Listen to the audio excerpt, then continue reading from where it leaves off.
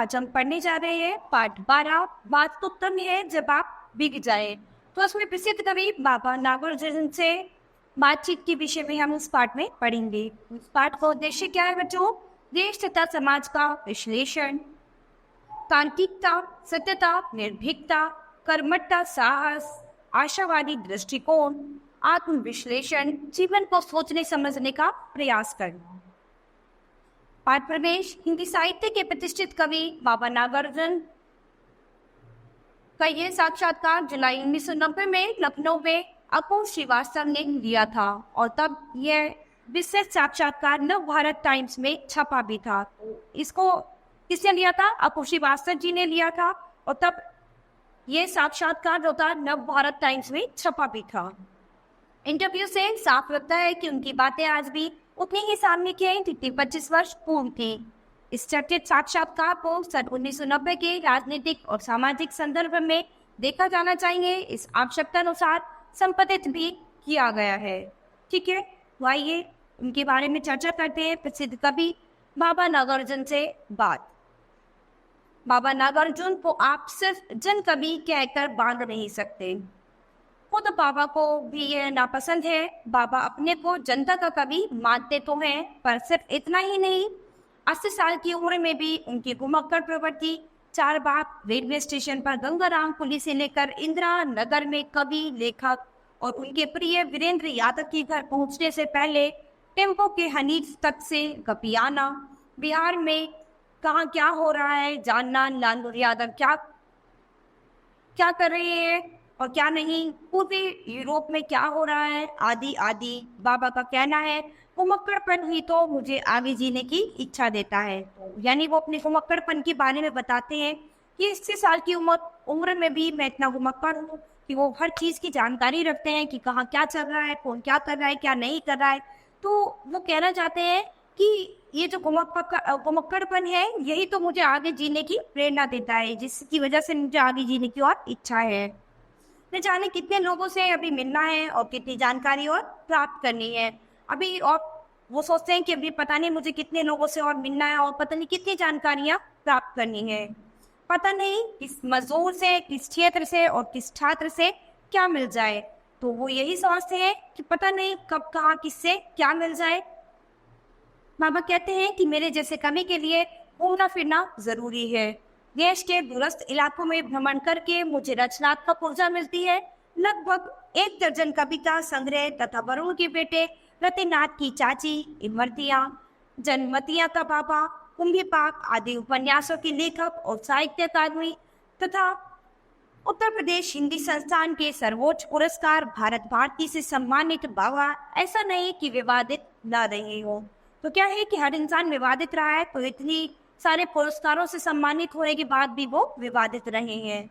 इंदु जी क्या हुआ आपको? ऐसी चर्चित कविता लिखने वाले इस रचनाकार ने जब तत्कालीन प्रधानमंत्री इंदिरा गांधी से भारत भारती पुरस्कार ग्रहण किया तो कई साहित्यकारों ने नाक भुए सिकोड़ी। जब इन्हें ये भारत भारती पुरस्कार प्रधानमंत्री इंदिरा गांधी द्वारा सम्मानित किया गया तो बहुत सारे साहित्यकार ऐसे थे जिन्होंने अपनी नाक सिकोड़ी। इसी तरह जनसत्ता में प्रकाशित सतीकांड संपादकीय के विरोध में लेखक पत्रकारों ने मोर्चा संभाला तो उस अवसर पर जारी ज्ञापन में बाबा ने नंबर 1 पर हस्ताक्षर किए, पर जब दबाव पड़ा तो ये कह दिया कि मैंने बिना पढ़े ही अपने दस्तखत कर दिए थे। लोगों ने बाबा की आलोचना भी की, तो वहां पर लोगों ने इस वजह से बाबा की आलोचना भी की थी। अब प्रश्न क्या था? एक तरफ आपने देश भर में गली गली चौराहे चौराहे पर इंदु जी क्या हुआ आपको कविता लिखकर इंदिरा गांधी की जमकर आलोचना की और आपातकाल में जेल भी झेली। बाद में उन्हीं इंदु जी से आपने भारत भारती पुरस्कार ग्रहण किया। तो लोगों ने उनसे प्रश्न किया कि एक तरफ तो आपने इंदु जी क्या हुआ आपको उस कविता में आपने प्रधानमंत्री इंदिरा गांधी जी की आलोचना की है और आपातकाल में इस वजह से उन्होंने जेल भी झेली, और आज उसी इंदु जी कविता की वजह से आप भारत भारती पुरस्कार उन्हीं से ग्रहण कर रहे हैं। तो ऐसा क्यों? इंदिरा गांधी के शासन के खिलाफ मैंने कविताएं लिखी है। उन्होंने उत्तर दिया कि मैंने इंदिरा गांधी के शासन के खिलाफ क्या है कविताएं लिखी, जर्जर शासन व्यवस्था के खिलाफ कविताएं लिखना मेरा धर्म है। शासन वो किसी का भी हो, अगर वह समाज के अनुकूल नहीं है तो मेरा विरोध मुकर रहेगा। रही बात पुरस्कार की, तो जनता का पैसा है, उसने ही कर दिया है। उन्होंने कहा कि अगर हमारे देश में शासन के विरुद्ध कोई बात चलेगी, तो शासन में कुछ अनुकूल, हमारे समाज की कुछ कोई चीज़ अनुकूल नहीं है, तो मैं इसके विरोध जरूर लिखूंगा। और रही बात पुरस्कार की, तो ये तो जनता का पैसा है और जनता की कर से ही मुझे पुरस्कार मिला है। अगर वो मुझे मिला तो बुराई क्या है? संस्थान मेरे तेवर जानता था, उसके बावजूद उसने मुझे पुरस्कार दिया, तो लेने में बुराई क्या है? फिर शासन से हमें कई चीजें मिलती हैं। बात तो तब है जब आप बिक जाएं, आपके तेवर भिन्न हो जाएं, पर मेरे तेवर पुरस्कार पाने के बाद भी बदले नहीं, चाहे वो कोई भी सरकार हो। मेरा विरोध सरकार से है। उन्होंने कहा कि मैं पुरस्कार पाने के बाद या किसी भी चीज से मेरे तेवर नहीं बदलेंगे, मेरा विरोध सरकार से है, चाहे फिर वो सरकार किसी की भी हो। तो वो क्या है, वो अपने देश शासन काल के विरोध में उन बातों को उन्होंने लिखा था। तो उनका सरकार से मतलब नहीं था, ना ही सरकार के किसी एक या दूसरे व्यक्ति से था। उनका मतलब संस्कार से इससे था कि जो कुछ सरकार के द्वारा गलत किया जा रहा है उसे रोका जाए। उसके बाद दूसरा प्रश्न था, अब सवाल है वर्तमान सरकार का।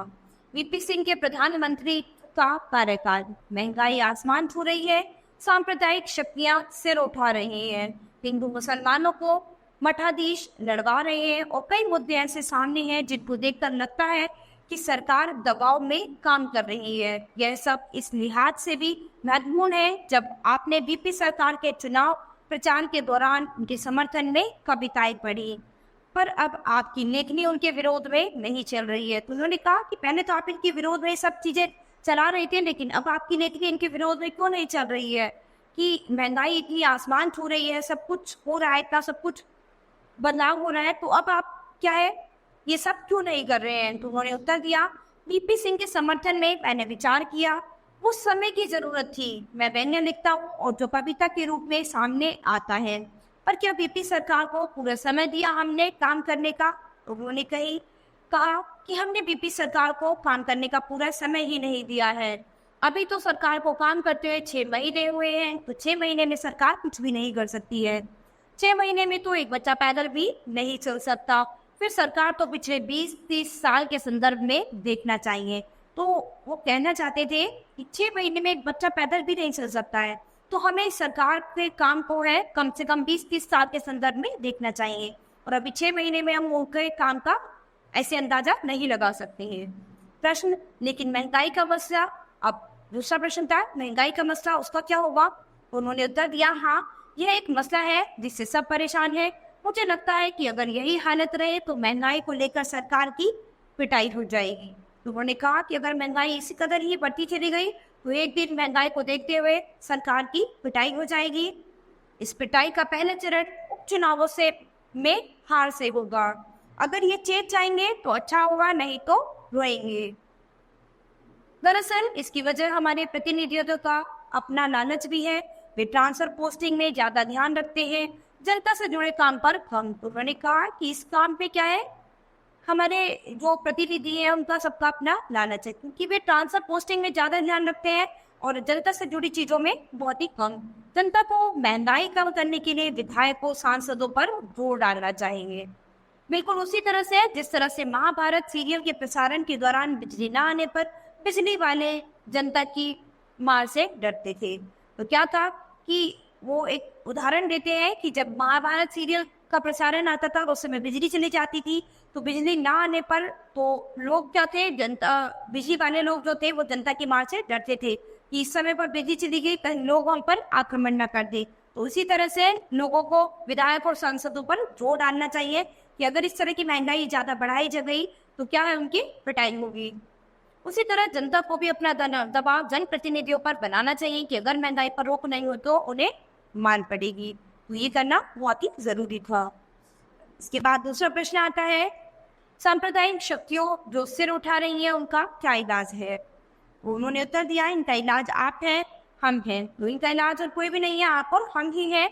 इन मठाधीशों से हमें भी लड़ना होगा और इसमें शासन को काफी इच्छा शक्ति प्रदर्शित करनी होगी, लेकिन किसी एक धर्म या जाति के साथ नहीं। वैसे इस मामले में विश्व हिंदू परिषद बाबरी मस्जिद संघर्ष समिति की आलोचना की जा सकती है। हमें हिंदू परिषद बाबरी कमेटी से कहना होगा कि पहले हमारे गांव के मंदिर मस्जिद ठीक कराओ, फिर अयोध्या की बात करना। जनता का यह रुख मठाधीशों को हतोत्साहित करेगा। क्या है कि उन्होंने कहा कि इस काम के लिए हमें ही आगे बढ़ना पड़ेगा। इस मामले में क्या है, हमें ही संघर्ष करना पड़ेगा कि सबसे पहले ये काम हमारे, इसके लिए ये काम कराइए, ये सब बाकी सब काम बाद में होंगे। इसके बाद अलग प्रश्न आता है, वर्तमान सामाजिक हालत को आप किस संदर्भ में देखते हैं? तो आज के समय में जो ये सामाजिक हालत चल रही है, आप इसको किस नजरिए से देखते हैं? उन्होंने उत्तर दिया, समाज में हमारे सामने एक युगीन संकट है। अभी हमारे सामने समाज में एक युगीन संकट है। क्या है? सामाजिक प्रक्रियाएं कम हो गई हैं। वजह है कि जनता 2 जून की रोटी में लगी है। उसे रोटी की चिंता है, उसे 11 महीने बाद मकान खाली करने की चिंता है, उसे बेटे के रोजगार की चिंता है, उसे आपसे झगड़े की चिंता है।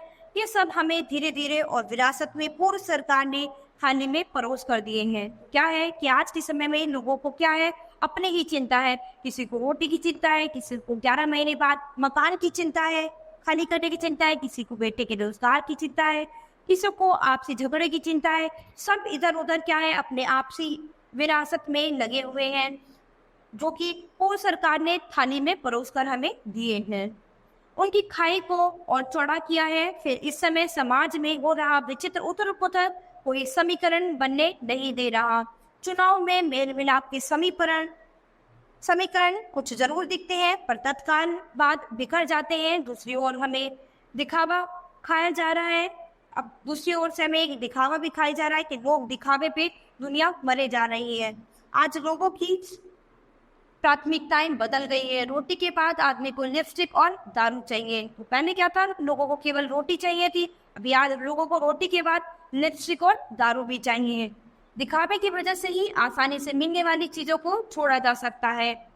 पहाड़ी लड़के भागकर तराई में इसलिए आते हैं क्योंकि गांव में यदा कदा लौटने पर उनका सम्मान बढ़ता है। चाहे वे सड़कों पर बने ढाबों में बर्तन धोते हो, पर गांव में शादी के वक्त उनकी पात्रता बढ़ जाती है। तो क्या है, वो लड़के पहाड़ी इलाकों में क्या है तराई करते हैं, वो चाहे जब वो अपने गांव में आते हैं तो क्या है उनका मान सम्मान बढ़ता है, चाहे वो कहीं किसी ढाबों पर बर्तन ही क्यों ना धोते हो। उन्हें अच्छी लड़की मिलती है। ऐसी तमाम बातें हैं।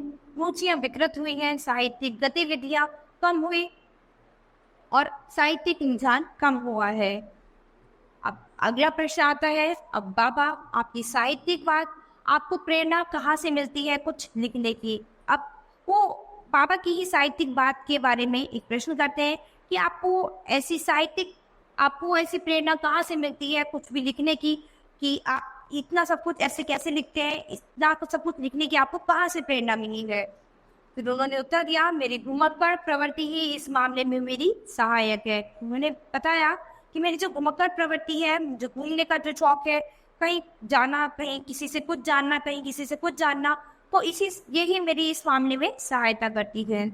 तुमसे प्रेरणा मिलती है युवाओं से, गरीबों से, मजदूरों से। उन्होंने कहा मुझे युवाओं से, गरीबों से, मजदूरों से, सभी से प्रेरणा मिलती है। उन्हीं के बीच रहता हूँ और उन्हीं के बीच अध्ययन करता हूँ। बच्चे बूढ़े के दर्द को समझता हूँ, यही दर्द मेरे लिए प्रेरणा है। वो कहते हैं कि मैं आप सभी के बीच रहता हूँ, बच्चे बड़े बूढ़े सभी के बीच अध्ययन करता हूँ और सभी के दर्द को समझता हूँ और यही मेरी प्रेरणा है। फिर अगला प्रश्न आता है, आपकी कविता की भाषा को लेकर हरी भरकम शब्दों का इस्तेमाल करने वाले कवि कई तरह की बातें किया करते हैं। अब उन्होंने कहा कि आपकी कविता की भाषा को लेकर जो भारी भरकम शब्दों का आपने इस्तेमाल किया है, उसको लेकर कई कवि जो है वो तरह तरह की बातें किया करते हैं। वो भी इसका उत्तर देते हैं, करने दो, मुझे लगता है कि जनता समझती है, सुनती है, तो उन्हीं की भाषा में लिखना चाहिए। तो क्या है कि उन्होंने कहा कि जिसको जो करना है करने दो, मुझे नहीं लगता, मुझे ऐसा लगता है कि जनता जो कुछ सुनती है, समझती है, उसी भाषा का हमें प्रयोग करना चाहिए। कबीर अगर संस्कृतनिष्ठ भाषा इस्तेमाल करते होते तो कौन उन्हें सुनता? मैं भाषाई तेवर समझने की कोशिश करता हूँ, लोगों की बातचीत मेरी कविताओं के शब्द है। तो उन्होंने कहा कि लोग जो बातचीत करते हैं आम भाषा में, मैं उन्हें कविताओं के माध्यम से लिखता हूँ, वो मेरे कविताओं के शब्द बन गए हैं। ये शब्द अपने आप निकल आते हैं तो गढ़ से क्या करूँगा। ठीक है, तो अभी इनका अगला प्रश्न आता है, आपने कविता के आगे गद्य की तरफ कम ध्यान दिया, ऐसा भेदभाव क्यों? तो उन्होंने कहा कि आपने कविता के सामने गद्य को बहुत ही कम भाव दिया है, तो ऐसा क्यों किया है? उन्होंने उत्तर दिया, दरअसल गद्य के लिए जमकर बैठना होता है, जबकि कविता में ऐसा नहीं है, और मेरी प्रकृति विरुद्ध गद्य जाता है, जबकि गद्य को मैं ज्यादा महत्वपूर्ण मानता हूँ, लिखना भी चाहता हूँ, पर क्या करूँ? तो उन्होंने कहा कि उसके लिए जमकर बैठना पड़ता है, मैं गद्य को अधिक पसंद करता हूँ, लेकिन फिर भी मैं ये नहीं कर पाता हूँ, मैं क्या करूँ? मैं लिखना चाहता हूँ पर नहीं लिख पाता हूँ, क्योंकि उसके लिए उन्हें जमकर बैठना पड़ता है, एक धैर्य के साथ उनको लिखना पड़ता है, इसीलिए। अगला प्रश्न आता है, आजकल आप क्या लिख रहे हैं? उन्होंने उत्तर दिया, कुछ नहीं, अब मेरी वो उम्र नहीं कि मैं आपकी तरह से तेज बाल झाड़ूं और कुछ करने की कोशिश करूं। तो उन्होंने कहा, अब मैं आजकल कुछ भी नहीं लिख रहा हूं, क्योंकि अब मेरी वो उम्र नहीं रही। क्या जरूरत है? जब जरूरत होगी समाज को मेरी कविताओं की, तो वे सहज ही सामने आ जाएंगी। जब समाज को मेरी कविताओं की जरूरत होगी, तो वो अपने आप सामने आ जाएंगी। इसके लिए बहुत यत्न नहीं करना पड़ेगा, तो इसके लिए कुछ भी करना नहीं पड़ेगा। जब लोगों को लगेगा कि मेरी कविताएं उनके लिए जरूरी है, तो वो उनके सामने अपने आप आ जाएंगी। अगला प्रश्न, पहले कुछ साहित्यिक गतिविधियां होती थी, समय मिलने पर लोग पढ़ते लिखते थे, पर अब दूरदर्शन के कार्यक्रमों ने इन सब पर रोक सी लगा दी है। दूरदर्शन की वर्तमान स्थिति पर आपकी क्या टिप्पणी है?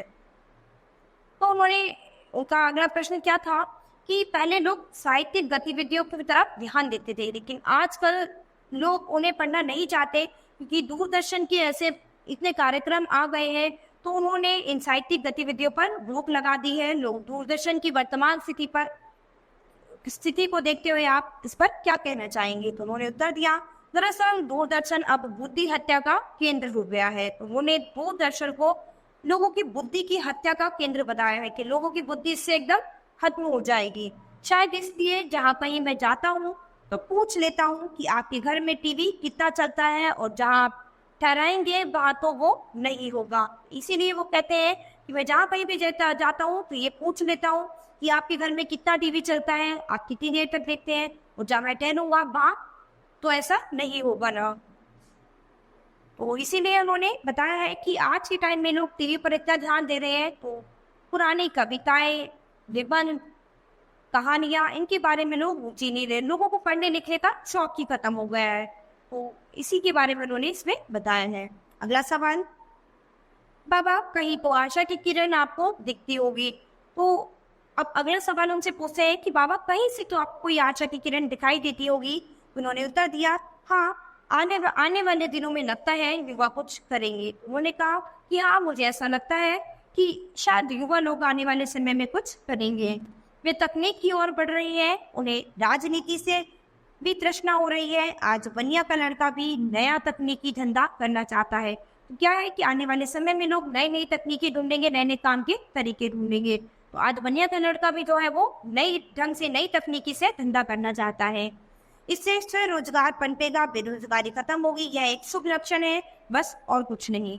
उन्होंने कहा कि इससे बेरोजगार खत्म होगा और क्या है, सभी को रोजगार मिलेगा, और यही शुभ लक्षण है, बस और कुछ नहीं। तो ये अंकुश श्रीवास्तव जी द्वारा लिखी गई है। तो यहाँ पर बाबा नागार्जुन जो है, उनके ये कविताओं के बारे में लोगों ने उनसे जो प्रश्न किए थे उसके बारे में है कि लोग किस तरह से इनके साथ वो करेंगे। तो बच्चों, ये पाठ हमारा यही खत्म होता है। अब हम अपनी नई क्लास में मिलेंगे अपने नए पाठ के साथ। धन्यवाद।